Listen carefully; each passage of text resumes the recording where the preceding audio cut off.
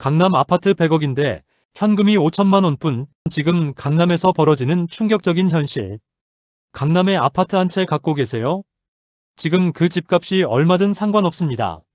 문제는 현금이에요. 실제로 이런 분이 있습니다. 압구정에 수십억짜리 아파트 갖고 계신데 통장에 현금이 5천만 원밖에 없어요. 보유세 고지서 날아오면 낼 돈이 없습니다. 집이 있어도 집을 팔 수도 없고 세금은 내야 하고. 이게 지금 강남에서 실제로 벌어지는 일입니다. 오늘은 단순히 집값이 오르냐 내리냐 얘기가 아닙니다.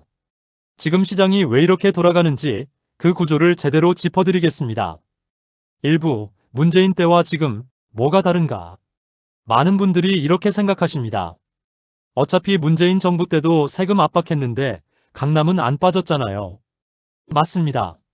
그때는 그랬습니다. 근데 지금은 다릅니다. 왜 다를까요? 핵심은 초고령 사회입니다. 우리나라 65세 이상 인구 비율이 지금 21.2%를 넘어섰습니다. 공식적으로 초고령 사회 진입입니다.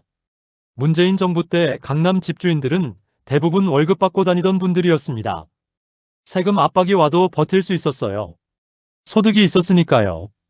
근데 지금은 다릅니다. 강남 3구 70대 이상 매도자는 지난해 11월 448명에서 올해 1월 663명으로 48% 급증했습니다. 왜 이분들이 움직이는 걸까요? 아크로리버파크 전용 112평방미터의 보유세는 올해 2,841만 원으로 지난해보다 34.75% 올랐고, 레미안 퍼스티지 전용 84평방미터는 올해 1,315만 원으로 지난해보다 39.78% 상승했습니다. 집값이 오르면 좋은 거 아니냐고요? 집값이 오르면 보유세도 같이 오릅니다. 근데 은퇴한 70대한테 매달 들어오는 현금 수입은 없어요. 집은 100억인데 내 통장엔 5천만 원. 보유세 고지서는 매년 날아오고. 이게 지금 강남 고령 집주인들의 현실입니다. 2부, 그래서 지금 강남에 매물이 나오고 있습니다. 서울 강남구 아파트 매물은 한 달 새 15.3% 증가했고, 개포동은 19.7%, 압구정동은 16.6% 급증했습니다. 압구정 현대 3차 전용 84평방미터는 최저 호가가 60억 원에서 58억 원으로, 현대 1차 161평방미터는 89억 원에서 86억 원으로 낮아졌습니다. 서초구 잠원동 30평대 아파트는 호가보다 67억 원은 낮춰야 겨우 팔릴 정도입니다. 그런데 이상한 점이 있습니다. 매물은 쌓이는데 거래가 안 됩니다. 왜일까요? 세 가지 심리가 동시에 작동하고 있기 때문입니다. 첫째, 매수자 심리 더 떨어질 것 같아서 기다린다. 둘째, 매도자 심리 꼭 팔아야 하는 상황 아니면 버틴다. 세금 부담이 늘어나면 집을 팔 것 같지만 현실은 똘똘한 한 채 현상이 더욱 강해지고 증여를 통한 부의 대물림도 더 늘어나고 실제 그런 현상이 더해지고 있습니다. 셋째, 세금 때문에 팔고 싶어도 못 팔겠다는 겁니다. 양도세 중과 유예가 종료되면 기본세율의 2주택자는 20%포인트, 3주택자 이상은 30%포인트 이상 가산세율이 붙어 최고 세율이 82.5%에 달합니다. 30억 차익을 올린 다주택자가 5월 9일 이후 팔면 양도세만 24억 원. 지금보다 13억 원이 더 나옵니다. 이러면 차라리 버티는 게 낫죠. 3부, 강남은 내리는데 외곽은 오른다. 시장이 쪼개지고 있습니다. 지금 서울 부동산 시장은 두 개로 완전히 갈라졌습니다. 3월 둘째 주 기준 송파구는 마이너스 0.17%, 강남구는 마이너스 0.13%, 서초구는 마이너스 0.07%로 낙폭이 각각 확대됐고, 강동구도 56주 만에 하락 전환했습니다. 반면 성북구, 중구, 서대문구, 강서구 등은 이번 주 상승폭을 일제히 키웠고, 관악구는 올해 들어 누적 상승률이 서울 25개 자치구 가운데 가장 높습니다. 왜 이런 현상이 벌어질까요? 전세가 없기 때문입니다. 서울 아파트 전세가율은 11개월 연속 하락하며 2026년 1월 기준 50.92%를 기록했습니다. 매매가는 11.26% 올랐지만 전세가는 3.83% 상승에 그쳤고 계약갱신 요구권 사용 비중이 56%로 급증하면서 전세 매물은 25.4% 감소했습니다. 강남 전세를 구하지 못한 분들이 노원으로, 관악으로 밀려납니다. 거기서도 전세가 없으면 대출받아서 매매로 전환합니다. 이게 지금 외곽 중저가 지역을 밀어올리는 구조입니다. 사부 똘똘한 한 채는 오래 잊어버리세요. 그렇다면 장기적으로 강남, 한강벨트는 어떻게 될까요? 전문가들은 이렇게 봅니다. 단기와 장기를 구분해서 봐야 한다고요. 단기로 올해와 내년, 똘똘한 한 채는 고전한다. 박원갑 KB국민은행 부동산 수석 전문위원은 강남과 마용성 등 고가 주택을 정조준하는 정책 방향이라 해당 지역의 민감도가 전과는 다르다며 세제 방안이 구체화할 가능성이 있어 강남 집값이 단기간에 급반등하기는 어려울 것이라고 말했습니다. 이유가 있습니다.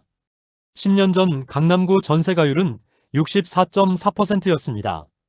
지금은 37%대입니다. 매매가가 내재 가치 대비 너무 많이 올랐다는 신호입니다. 장기적으로 볼 때 그럼에도 도심 입지의 가치는 변하지 않는다. 세 가지 이유입니다. 첫째, 맞벌이 부부 시대. 도심 접근성은 선택이 아니라 필수입니다. 출퇴근 시간을 줄이는 건 연봉 올리는 것만큼 중요해졌습니다. 둘째, 좋은 집 하나에 집중하고 나머지는 금융자산으로 굴리는 세대가 늘어나고 있습니다. 갭투자로 외곽을 여러 채 사는 시대는 끝났습니다. 셋째, MZ세대는 집을 주식처럼 봅니다. 우량주와 잡주를 구분하듯 핵심 입지와 외곽을 냉정하게 가릅니다. 외곽집을 살 바에야 코인을 한다는 말이 나올 정도입니다. 5부 3파동 시나리오. 분수령은 언제인가? 그래서 지금 시장은 어디로 가고 있을까요? 전문가들이 제시하는 시나리오는 3파동입니다. 파동 1, 지금부터 4월 중순까지가 매물 피크가 될 가능성입니다. 토지거래 허가구역 내에서는 허가 처리에 약 20일이 소요되기 때문에 5월 9일까지 계약을 완료하려면 실질적으로 4월 중순까지가 데드라인입니다. 매물은 지금 계속 나오고 있고 4월 초가 정점일 가능성이 높습니다. 매수자들은 관망 중이고요. 이 구조에서는 매수 심리가 5주 연속 하락하는 등 관망세가 짙어지고 있습니다. 파동 2, 7월 세법 개정안 발표 후입니다. 5월 9일 이후 다주택자 매물이 일부 잠깁니다. 세금이 너무 커서 팔기 어렵기 때문입니다. 하지만 1주택자와 임대사업자 매물은 계속 나올 수 있습니다. 7월 세법 개정안은 비거주 1주택자 보유세, 장특공제 개편, 전세보증금 과세 여부 등 방향이 확정됩니다. 이때가 2차 분수령입니다. 파동 3, 연말 세법 시행 직전이 절세를 위한 마지막 매도 기회일 수 있습니다. 세법 개정안이 나와도 대부분 내년부터 시행됩니다. 그러면 연말에 또 한 번 매도 러시가 나올 수 있습니다. 6부, 전세는 어떻게 되나? 마지막으로 전세 시장입니다. 전문가들은 공급 부족 여파가 전세 시장을 통해 매매가를 다시 자극하는 해가 될 것으로 전망하며 서울 아파트 전세가율은 평균 58.7%를 기록 중입니다. 비아파트 전세 시장은 사실상 붕괴 수준입니다. 빌라 전세 사기 이후 불신이 워낙 커졌고 실거주 정책 강화로 아파트 전세 물량도 줄고 있습니다.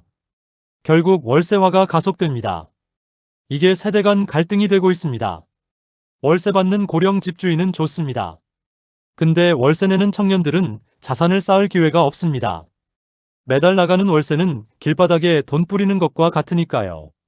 이 구조가 바뀌지 않으면 서울의 주거비 부담은 점점 더 커질 수밖에 없습니다. 오늘 핵심을 세 줄로 정리합니다. 하나, 강남이 흔들리는 건 집값이 내릴 것 같아서가 아닙니다. 고령화로 현금 없는 집주인들이 버티기 힘들어진 겁니다. 둘, 단기적으로 매물은 늘고 가격은 조정됩니다. 하지만 장기 입지 가치는 변하지 않습니다. 셋, 진짜 분수령은 5월 9일이 아니라 7월 세법 개정안 발표입니다. 그때까지는 흥분하지 마세요. 시장이 흥분하면 집니다. 지금은 관망하면서 정확한 정보를 챙기는 게 최선입니다. 다음 영상에서는 7월 세법 개정안에서 뭐가 나올지, 각 케이스별로 어떻게 대응해야 할지 구체적으로 다루겠습니다. 도움이 되셨다면 좋아요와 구독 꼭 부탁드립니다. 감사합니다.